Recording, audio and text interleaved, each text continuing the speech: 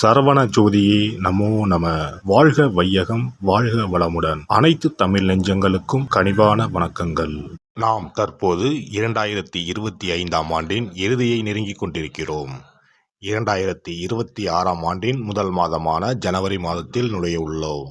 நிகழும் ஸ்ரீ மங்களகரமான விசுவாச ஆண்டு மார்கழி மாதம் 17ஆம் நாள் திரியோதசி திதியில் ரோகிணி நட்சத்திரத்தில் சுபம் நாமயோகத்தில் கௌளவம் கர்ணத்தில் சித்த யோகத்தில் வியாழக்கிழமை அன்று இந்த மகத்தான ஜனவரி மாதம் பிறக்கின்றது. இந்த மாதத்தில் பல கிரகங்கள் தங்களின் நிலைகளை மாற்ற உள்ளன.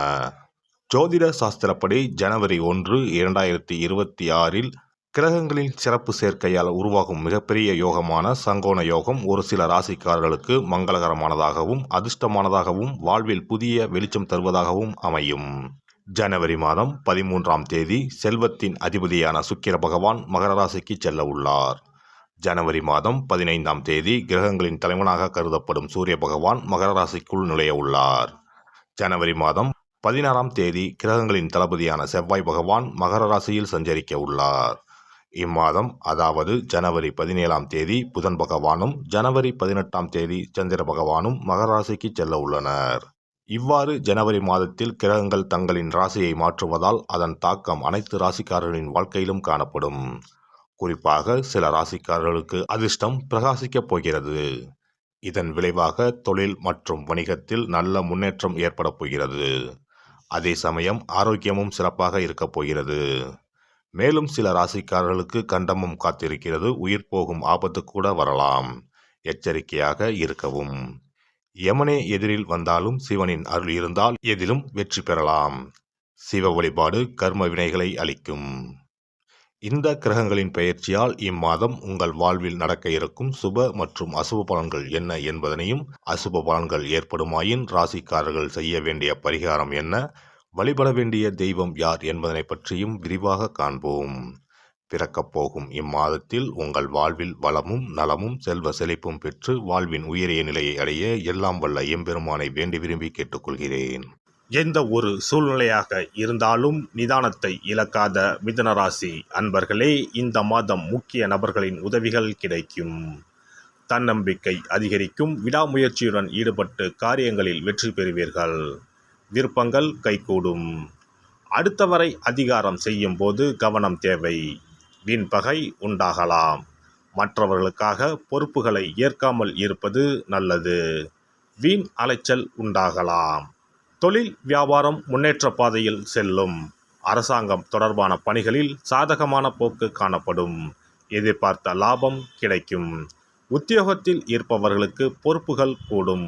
திறமை வெளிப்படும். வேலை தேடுபவர்களுக்கு நல்ல வேலை கிடைக்கும். குடும்பத்தை விட்டு பிரிந்து சென்றவர்கள் மீண்டும் வந்து சேர்வார்கள். கணவன் மனைவிக்கு இடையே நெருக்கம் அதிகரிக்கும். பிள்ளைகளின் விருப்பத்தை நிறைவேற்றுவதில் ஆர்வம் காட்டுவீர்கள். விருந்தினர்கள் வருகை இருக்கும். மரியாதையும் அந்தஸ்தும் கூடும். பெண்களை பொறுத்தவரை இம்மாதம் விடாமுயற்சியுடன் காரியங்களை செய்து சாதகமான பலன் பெறுவீர்கள். பணவரத்து திருப்தி தரும். கலைத்துறையினருக்கு வாக்கு வன்மையால் எல்லா நன்மைகளும் கிடைக்கப் பெறுவீர்கள். பணவரவு மன திருப்தியை தரும். புதிய நபர்களின் அறிமுகமும் அவர்களது நட்பும் கிடைக்கப் பெறுவீர்கள். எதிலும் முன்னேற்றம் காணப்படும். அரசியல் துறையினருக்கு நீண்ட நாட்களாக இழுபறியாக இருந்த காரியங்கள் சாதகமாக நடந்து முடியும். வாகனங்களை பயன்படுத்தும் போது கவனம் தேவை. தொழில் வியாபாரத்தில் எதிர்பார்த்த வெற்றிகள் கிடைக்கும். நிதி நிலைமை சீர்படும். மாணவர்களுக்கு கல்வியில் இருந்த தடைகள் நீங்கும். எதிலும் முழு முயற்சியுடன் ஈடுபடுவீர்கள். நட்சத்திர பலன்கள் மிருகசிரிசம் 3, 4 பாதங்கள். இந்த மாதம் உங்களது கருத்துக்கு சிலர் மாற்று கருத்து கூறலாம். எதிர்த்து பேசாமல் அமைதியாக இருப்பது நல்லது. மாணவர்கள் எவ்வளவு திறமையாக படித்தாலும் படிக்கும் பாடங்கள் கடினமானவை போல தோன்றும். மனதை தளர விடாமல் படிப்பது வெற்றியை தரும். திருவாதிரை நட்சத்திரம். இந்த மாதம் அடுத்தவருடன் ஏற்படும் பிரச்சனைகளிலும் வாக்குவாதத்திலும் வெற்றியே கிடைக்கும். பணவரத்து கூடும். ஆனால் எந்த காரியத்தில் ஈடுபட்டாலும் அடுத்தவரை நம்புவதில் எச்சரிக்கை தேவை. உங்களுக்கு மிகவும் வேண்டியவர் உங்களை விட்டு விலகிச் செல்லலாம். மாற்று மதத்தினரின் உதவிகள் கிடைக்கும். புனர்பூசம் 1, 2, 3ஆம் பாதங்கள். இந்த மாதம் தொழில் வியாபாரத்தில் எதிர்பார்த்த பணவரவு இருக்கும். போட்டிகள் குறையும், புதிய முயற்சிகளில் ஈடுபட தோன்றும். உத்தியோகத்தில் இருப்பவர்கள் செய்யும் பணிகள் திருப்திகரமாக நடந்து முடியும். எதிர்பார்த்த இடமாற்றம் வரலாம். ரங்கநாதரை வணங்கி வர துன்பங்கள் விலகி இன்பங்கள் இல்லம் தேடி வரும். சிறப்பு தொகுப்பு. கண் திருஷ்டிகள் அகன்று தடைப்பட்டு கொண்டிருக்கும் காரியங்கள் நிறைவேற செய்ய வேண்டிய பரிகாரம் என்ன என்பதனை பற்றி காண்போம். வாழ்க்கையில் நல்ல நிலையில் இருந்தவர்கள் கூட திடீரென்று பொருளாதாரம் இழந்து மன கஷ்டங்களுடன் வாழும் நிலை ஏற்படும். இந்த நிலை எதனால் ஏற்பட்டது என்று ஆராய்ந்து பார்த்தால் பெரும்பாலும் அவர்களின் மீதான கண் திருஷ்டிதான் காரணமாக இருக்கும். கல்லடி பட்டாலும் கண்ணடி படக்கூடாது என்று சொல்வார்கள் அல்லவா, அது உண்மைதான். இது போன்ற பிறரின் பொறாமை கொண்ட கண் திருஷ்டியினால் பலரின் வாழ்க்கை சிரமத்திற்கு ஆளாக நேரிடும். இது போன்ற கண் திருஷ்டிகளிலிருந்து எப்படி தப்பிப்பது? இருக்கவே இருக்கிறது எளிதாக கிடைக்கும் ஊமத்தஞ்செடி. தெய்வ சக்தி நிறைந்த செடியாக கருதப்படும் ஊமத்தஞ்செடியின் காய், பூ, இலைகள் என அனைத்தும் தீய சக்திகள் விரட்ட பரிகாரத்துக்கு பயன்படுகிறது. பொதுவாக ஊமத்தம் காய்க்கு கெடுதலை அகற்றக்கூடிய சக்தி உண்டு. நம் வீட்டில் உள்ள எதிர்மறை சக்தியை அகற்றுவதற்கு ஊமத்தங்காய் தீபம் சிறந்த பரிகாரமாகிறது. தெய்வீக மகத்துவம் நிறைந்த ஊமத்தங்காய் மற்றும் பூவையும் எடுத்துக்கொள்ளுங்கள்.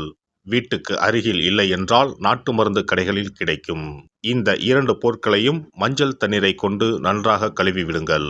சிறிது நேரம் அவற்றிலுள்ள ஈரம் போக ஆறவிட்டு பிறகு அவற்றை ஒரு மஞ்சள் துணியில் குலதெய்வத்தை வேண்டி ₹1 நாணயத்தோடு சேர்த்து முடிந்து வீட்டின் நிலைப்படியில் கட்டி தொங்க விடுங்கள். இந்த முடிச்சை வெள்ளிக்கிழமை அல்லது ஞாயிற்றுக்கிழமைகளில் தயார் செய்து வாசல் படியில் கட்டுவது சிறப்பு. தினமும் வீட்டில் தீபம் ஏற்றி காண்பிக்கும் போது இந்த முடிச்சுக்கும் காண்பிக்கவும். இதேபோல் ஊமத்தம் இலைகள் கிடைத்தால் அந்த இலைகளை சுத்தமான மஞ்சள் தண்ணீரில் கழுவிவிட்டு அவற்றை கொண்டு வீட்டில் இருக்கும் விநாயகருக்கு திங்கள் கிழமைகளில் தொடர்ந்து அர்ச்சனை செய்து வர வேண்டும். ஊமத்தம் பூவையும் விநாயகருக்கு சூட்டலாம்.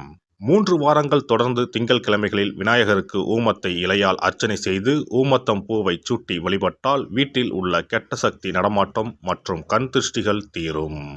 ஊமத்தம் செடியும் சிவபெருமானுக்கு உகந்த இலை ஆகும். இந்த ஊமத்தங்காய் வைத்து சிவபெருமானுக்கு தீபம் ஏற்றி வழிபடுவதன் மூலம் நமது பிரச்சனைகளில் இருந்து எளிதாக விடுபட முடியும். முதலில் 2 ஊமத்தங்காய்களை எடுத்துக்கொள்ள வேண்டும். அவற்றின் மீது முட்கள் இருப்பதால் மிகவும் கவனமாக கையாள வேண்டும். ஊமத்தங்காயின் காம்பு பகுதிகளை வெட்டி கொண்டு கத்தியை பயன்படுத்தி ஊமத்தங்காயின் உள்ளே இருக்கும் விதை பகுதியை முழுவதுமாக நீக்கிவிட வேண்டும். பின்னர் 2 அகல் விளக்குகள் மற்றும் விளக்கு வைப்பதற்கான 2 தட்டுகளை எடுத்து சுத்தம் செய்து அவற்றிற்கு மஞ்சள் குங்குமம் போட்டு வைத்துக் கொள்ள வேண்டும். பின்னர் 2 தட்டின் மீதும் ஒவ்வொரு அகல் விளக்கை வைத்துக் கொள்ள வேண்டும். அதன் பிறகு எப்போதும் பூஜை செய்வதற்கு வைப்பது போன்ற வெத்தலைப்பாக்கு, பழம் போன்றவற்றை வைத்துவிட்டு 2 விளக்குகளையும் ஏற்றி சிவபெருமானை மனதார வேண்டிக் கொள்ள வேண்டும். எனக்கு இருக்கும் பிரச்சனைகள் அனைத்தும் தீர்ந்து இன்பமான வாழ்க்கை கிடைக்க வேண்டும் என வேண்டிக் கொள்ள வேண்டும். இந்த பூஜையை வெள்ளிக்கிழமை அன்று தொடங்கினால் தொடர்ந்து 9 வெள்ளிக்கிழமைகள் செய்ய வேண்டும். ஊமத்தங்காயின் மீது எவ்வாறு முட்கள் இருக்கிறதோ அதுபோல நமது வாழ்க்கையில் இருக்கும் முட்கள் போன்ற பிரச்சனைகளை அவை தீர்த்து வைக்கின்றன.